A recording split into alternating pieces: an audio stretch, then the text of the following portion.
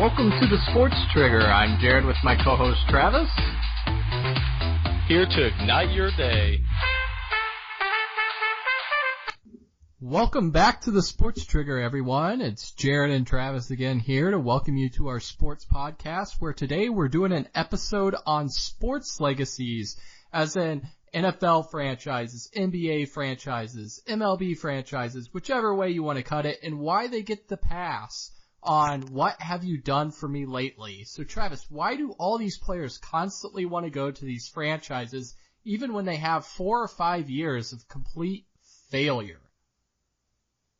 To me, it definitely seems like there's that lure there, right? You know, there's that prestige. You go into the Boston Celtics arena and you see all the banners and the rafters and all the championships that they've won. You see the trophies that they've won. You go the same for LA Lakers, and you go to different NFL arenas. You know, you go to San Francisco, maybe Dallas Cowboys, Pittsburgh Steelers.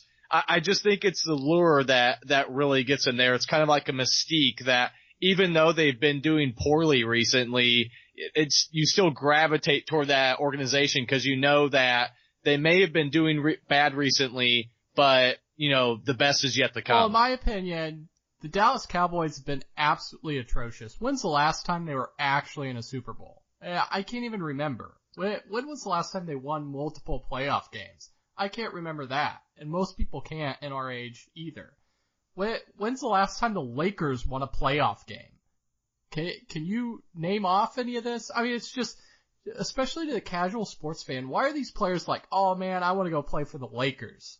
Like, oh, I want to go play for the Cowboys. That's where it's at. Why, even with the Cubs, like, why were they all America's teams? Like, I don't care about them. They haven't been relevant until the Cubs lately, and I guess you could say the Cowboys last year, but the Lakers have been terrible. The Celtics had 3 or 4 bad years there after they had their big 3 or big 4 if you're going to include Rondo in there.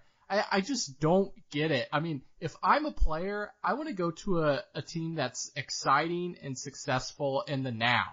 And, you know, I think these franchises need to stop getting the pass. Who cares that LA, I guess you have the fame and you have the draw to the acting and everything, but you know what? New York has the same draw and nobody wants to go play there right now because their whole organization is just atrocious. So why are these franchises getting all of these passes on, oh, well, you know, I still want to go play there, but they've been like crap the last 5 years. Why is that?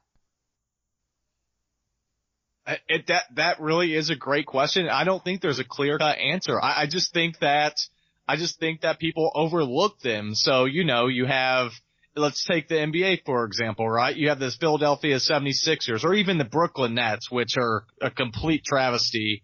Let's be honest there. And I mean, there are teams that are in the league that have done as poorly as those two teams, but they have a better tradition. And people just overlook and they're like, oh, well, they're just in a slump. They're going to get out of it.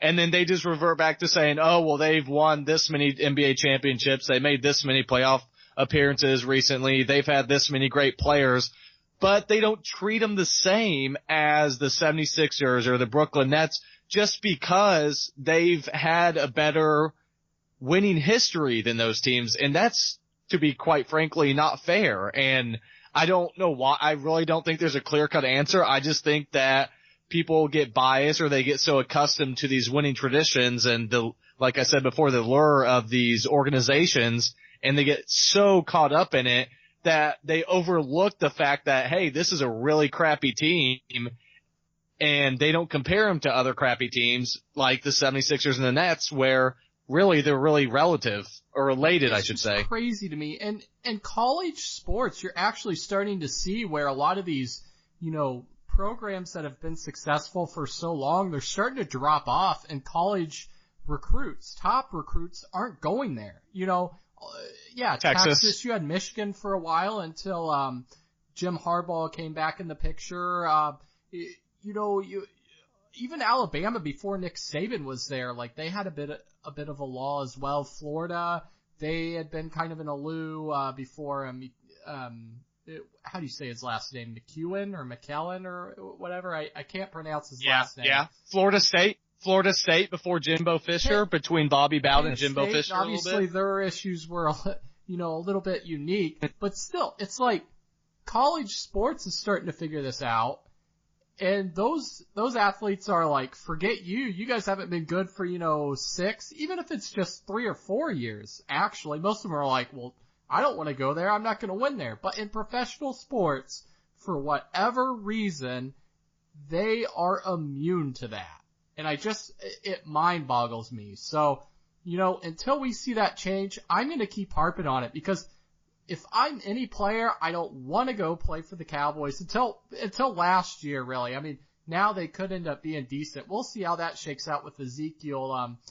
Potentially, who knows if he's going to be able to play for a few years, with all the trouble that he keeps getting into.